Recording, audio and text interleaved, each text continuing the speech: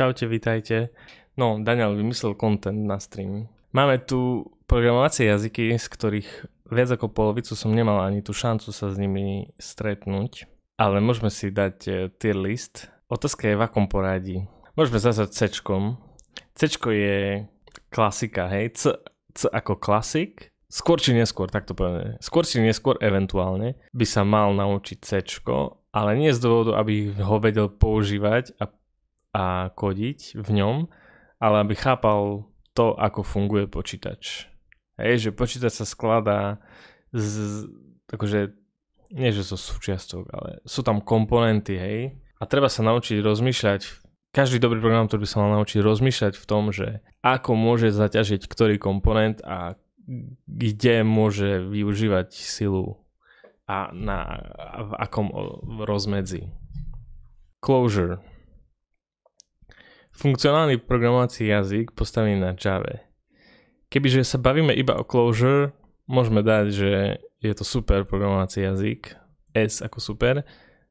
Postavený na Java ho dá o 2 polička nižšie. Funkcionálne programovacie jazyky sú super. Škoda, že nie sú natoľko obľúbené, lebo sú trošku ťažšie ako keby na použitie, lebo funkcionálny programovací jazyk znamená, že píšeš funkcie, čiže píšeš ako keby matematické vzorce, ale ty keď chceš proste urobiť nejakú akciu, tak ty ju neurobíš vzorcom, ty potrebuješ proste spustiť nejakú reakciu eventov, ktoré musia nastať. A v nich používaš tie vzorce. A ClojureScript Clojure a iné funkcionálne programovacie jazyky majú túto nevýhodu, že je v nich ťažké vyvolať takúto nejakú reakciu a rozmýšľať nad ňou, hej, že udržiavať si v hlave ten kontext toho, ako sa tie dané informácie v akom poradí sa vyhodnocujú. COBOL, to je také PHP. To sedí, PHP na to sedí. Nemôžem sa k nemu vyjadriť, iba viem, že kebyže niekto chce programovať, tak určite sa neučí COBOL. C++ určite není taký dobrý ako C, určite to není dobrý programovací jazyk. Určite by sa ho nemal nikto naučiť.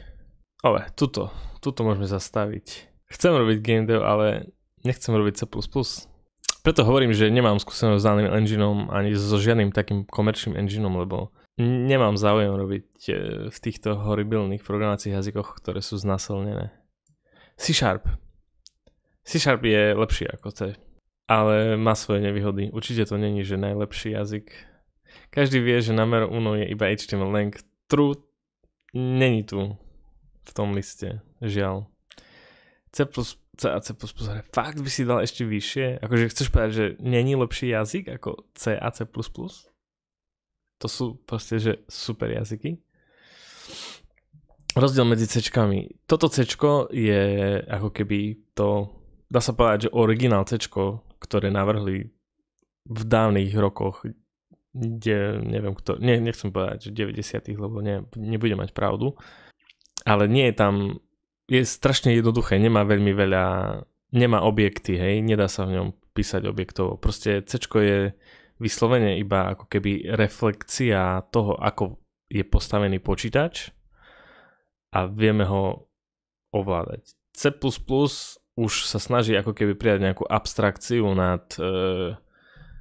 nad svetom, hej, že ľudia vymysleli objektové orientované programovacie prístupy a tam už ako keby sa snažíme abstrahovať ako keby nejakú doménu. Takže tie objektové orientované jazyky, tam píšeš ako keby, dá sa povedať, že už píšeš ten príbeh z opačnej strany. Nepíšeš to, ako má sa správať počítač, ale píšeš príbeh, ako sa správa ten svet logiky, ktorý chceš ovládať. A potom ten jazyk preklopiť do jazyka počítača. Dobre, toto si myslím, že je Dart. To je jazyk bez budúcnosti. Teraz otázka C++ alebo Dart. Asi rovnaký trash. V C musíš presne učiť, aká informácia ide. Áno, v C musíš vyslovene tú informáciu dať ako keď musíš o tých informáciách, ktoré sa dejú, rozmýšľať v binárnom stave. Hej? Že tam, keď máš nejakú informáciu, ktorú si chceš uložiť do pamäte, tak musíš normálne povedať, že hej rámka, urob mi tu na sekciu toľkýchto bajtov. Povieš tam, že chceš sekciu toľkýchto bajtov a tých toľkých bajtov zistíš tak, že povedz mi, aká je veľkosť tejto informácie, hej, a robíš všetky tieto akože kroky. No ich musíš tam napísať, hej, že daj mi sekciu, uvoľni mi sekciu v rámke pre toľko a toľko bajtov a potom tam strčíš tú vec a potom ju musíš ešte aj vyprázdniť. Keď ti už netreba, musíš ju vyprázdniť, ináč dostaneš taký krásny Stack Overflow error, ktorý ti nepovie nič. Nevieš nič povedať, nevieš, kde ti nastal, kvôli čomu ti nastal Stack Overflow. Je to mega ťažké debugovať a nájsť ten dôvod, že prečo ti overflowol počítač.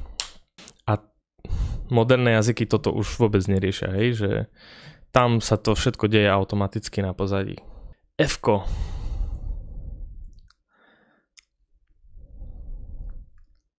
Nemám popravde.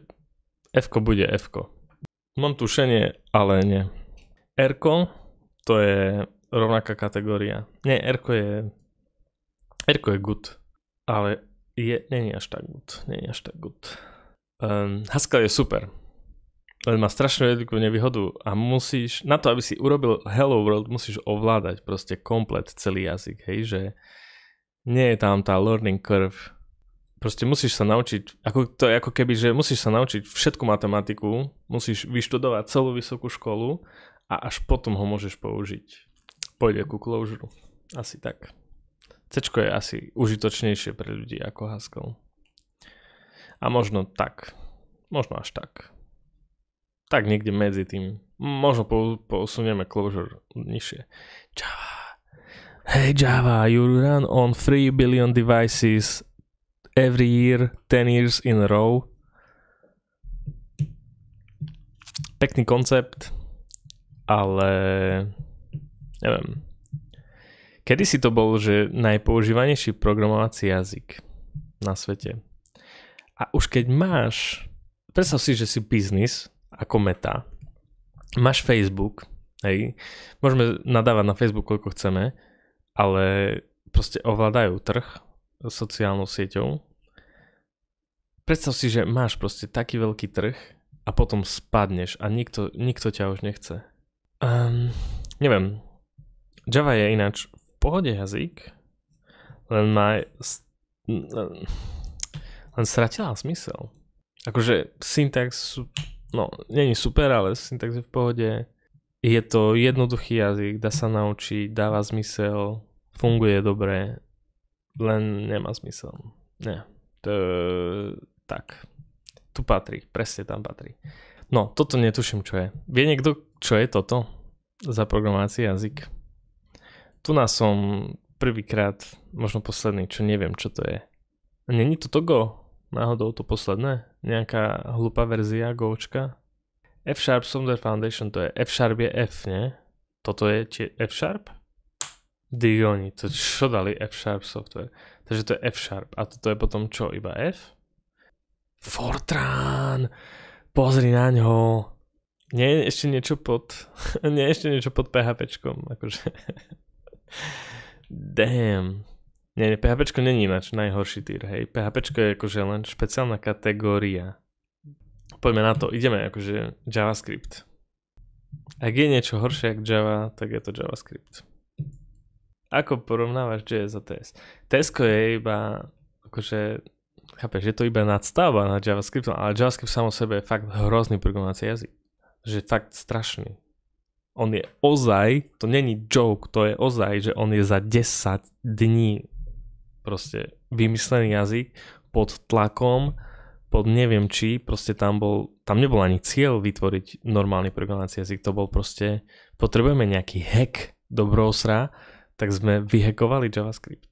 To sa nedá ani opraviť. Kotlin. Tuto sedí, hej. Nepoužíval som Kotlin, videl som ho, viem, že zase je to na Java postavené. Nič, čo je na Java postavené, nemôže byť dobré. Fundamentálnych dôvodov. Nehovorím, že ako syntax jazyka nemôže byť dobrá, ale pre mňa to bol hrozný brainfuck. Akože nemusel si písať strict na prvý riadok, ale tá sranda, hej, že ľudia ani nevedeli, prečo píšu strict. na prvý riadok. To je prvá vec. Ľudia ani netušili. Druhá vec, že ten program, ktorý napíšeš, sa úplne inak správa, keď napíšeš use strict, ako keď ho nenapíšeš. To je brainfuck. Lua. Lua je niečo ako ako Groovy pre Java. Tak Lua je vlastne Groovy pre C. Je to vlastne skriptovacie C. Žiaľ, mám skúsenosť s Luou. A žiaľ, ako by som to povedal, tiež by to mohol byť, akože Lua by mohol byť JavaScript, keby inžinieri, keď vymýšľali Netscape, pochopili, že nemajú vymýšľať nový jazyk, ale majú dať proste Lu. A to by stačilo, hej. Že Lua by bol dobrý JavaScript, alebo nebol by dobrý, bol by trošku lepší JavaScript, keby použili Lu. Neviem, či Lua vtedy vôbec existoval, som bol príliš mladý. Ale Lua počíta prvky poľa a listov a tabuliek od jednotky. To je asi všetko, čo sa k tomu dá povedať. Objective-C. To môže ísť C++, nie? To patrí vlastne na rovinu. Aj keď myslím si, že možno je trošku lepší ako C++. Teraz sa dostávam do pozície, kde vlastne moji budúci potenciálni klienti nemusia najať kvôli tomuto. Lebo vidia, ako som zdisoval všetko. Ja nechápem, akože C# je stále na vrchole. Toto vôbec nechápem. OCaml, dobre. S OCaml mám skúsenosť posledných 18 dní. Určite to je lepšie ako Haskell. Neviem, či to je lepšie ako Clojure. Prečo je Clojure tak vysoko? A chod dole. Zatiaľ mám veľmi pozitívnu skúsenosť, ale je aj strašne veľa negatívnych skúseností. A kvôli negatívnym skúsenostiam, kým sa nenaučím dobre vysporiadať sa s niektorými problémami, tak dovtedy bude bečkové. PHPčko do PHPčka, hej. PHPčko je super programovací jazyk. Super je v tom, že pomohol vyzdvihnúť webdev ako taký z popola svojou jednoduchosťou, ale tým, že je jednoduchý, má aj strašne veľa nevýhod. A strašne dlho bol zanedbávaný a stratil tým veľa na popularite, čo je dosť veľká chyba. Možno keby nestratil vtedy na tej popularite, tak by bol viacej populárnejší teraz. Ale žiaľ, ja by som sa k PHPčku už nevrátil. Ale kebyže ho mám dať niekde medzi tu, tak ho dám tak, kde tu na Dčko. Ale keďže je to PHP tier, tak tam ide PHP automaticky. Každý jazyk má podľa mňa svoj use case. Ja si myslím presne opak. Každý programovací jazyk iba hýbe procesorom. Ale samozrejme, že sú stvorené na to, aby riešili nejaký use case, hej, len konec koncov vždycky hýbu procesorom. Dobre, Pythoník. Pythoník je...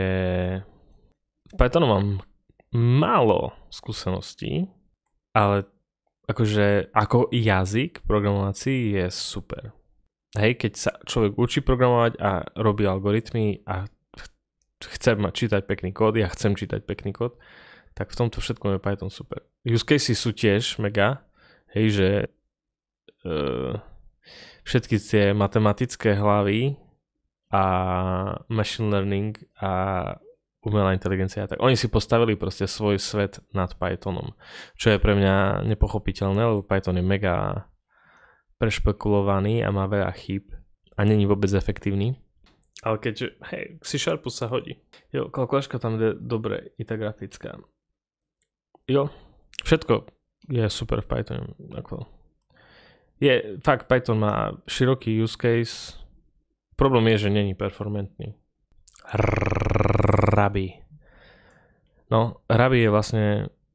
My sme tu mali vlnu PHPčka, keď ja som začal programovať, a Ruby bol v Amerike. Tam bola vlna Ruby.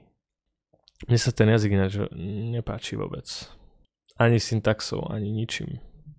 Ale nemám skúsenosť. Mám skúsenosť, že som musel iba jeden balík rozbehať a nebolo to vôbec príjemná skúsenosť. Dobre, ideme k Rustu. tak Rust, Rust má svoje muchy, ale zatiaľ je to najkompletnejší jazyk, s ktorým sa dá robiť fakt všetko. A nikdy ťa nepoloží. Vždycky ťa podrží. Nesklame ťa.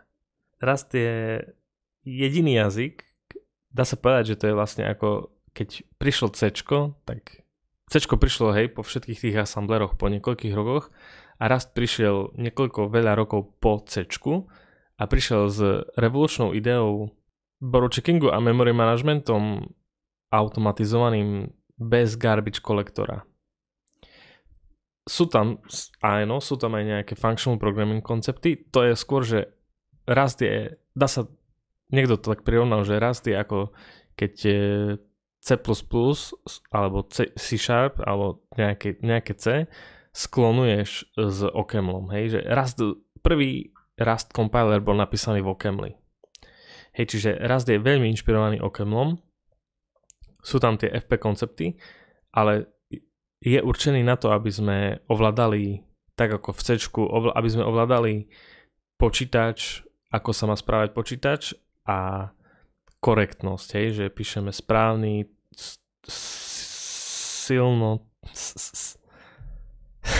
silnotypový jazyk a aby sme neurobili nikdy, nie že logickú chybu, ale aby sme nikdy neurobili chybu v tom kóde, hej. Že nás smeruje dobrým smerom. Jediná nevýhoda je vlastne aj tá samotná výhoda, že ten borrow checker a lifetimey nie sú vôbec jednoduché na pochopenie, keď človek prichádza z iných programovacích jazykov. Čiže úplne ináč by som sa pozeral na Rust, keby som sa naučil iba Rust. Ale tým, že ovládam iné programovacie jazyky a skočil som na Rust, tak som úplne mimo z toho, že ako vlastne fungujú tie lifetimey, ako obídem tento error.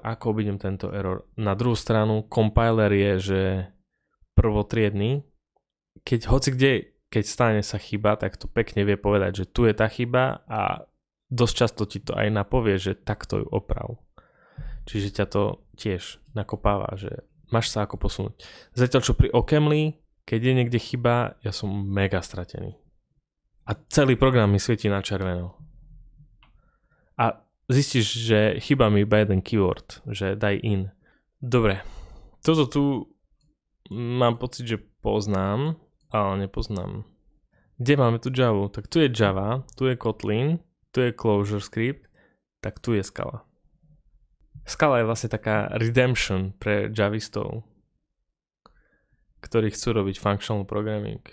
Ale chcú byť komfortní vo svojom javovskom svete. Pascali vedia snáď už iba ľudia, čo majú 60 rokov plus, nie? Fú, teraz tak nahral na riadny dis. Pascal.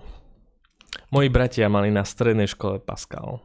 Takže programátori, ktorí chodili na gymnázia, všetci, čo chodili na gymnázia a mali informatiku, tak sa učili v Pascali. Nikdy v živote to nevyužili, lebo ten Pascal nemá reálne využitie v industrii. Ale učil sa na školách. Aj napriek tomu, že nemal žiadne využitie. Dobre, mám pocit, že to je ikonka Phoenixu, ale typujem, že to má byť akože elixir. Sice nie, toto bude Swift. Toto bude Swift. Tu máme C, je to Swift. Tu máme C, tu máme Swift, tu máme Python, nad Python, C#, Swift, akože Scala, dáme to tak, Bčko. Swift je veľmi dobrý programovací jazyk, škoda, že jeho zámer vytvorenia bol veľmi jednojaký a tak no. Ináč by to mohol byť fakt šikovný a dobre využiteľný programovací jazyk. Nie vôbec zlý. Poďme na Visual Basic. Neviem, čo k tomu dodať.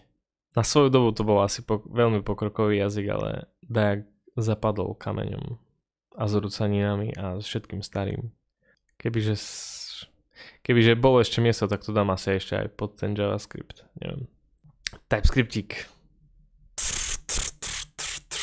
Zavriem oči, pustím myšku a kde to dopadne, to tam patrí, hej.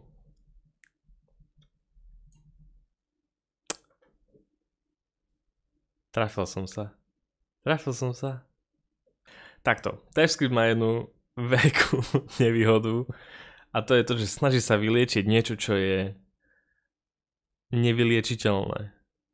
Samozrejme, posuniem ho vyššie, nebojte sa. Môže sa snažiť, akože ten compiler a celý ten space okolo neho je brutálne, hej, že oni to, celý ten JavaScript a celú tú, proste to chytili tak, že poďme to urobiť, aby to aspoň nejak bolo udržateľné. Na druhú stranu vymýšľali tam koncepty, ktoré sú už absolútne hardcore a dosť často sa stáva, ako fakt veľmi často sa stáva, že neprogramuješ funkcionalitu, ale programuješ iba tie typy, aby ti sedeli a aby si nedostával kompilačné erory, aj napriek tomu, že tá samotná logika a funkcionalita, ktorú si napísal, funguje. A v tomto je TypeScript nočná mora úplne. TypeScript tu by som dal. Na úroveň Dartu. Dobre. Máte ešte nejaké výhrady k môjmu tier listu? Vytlačím si to na 3D tlačiarni. Odpäť vytlačiť a spáliť.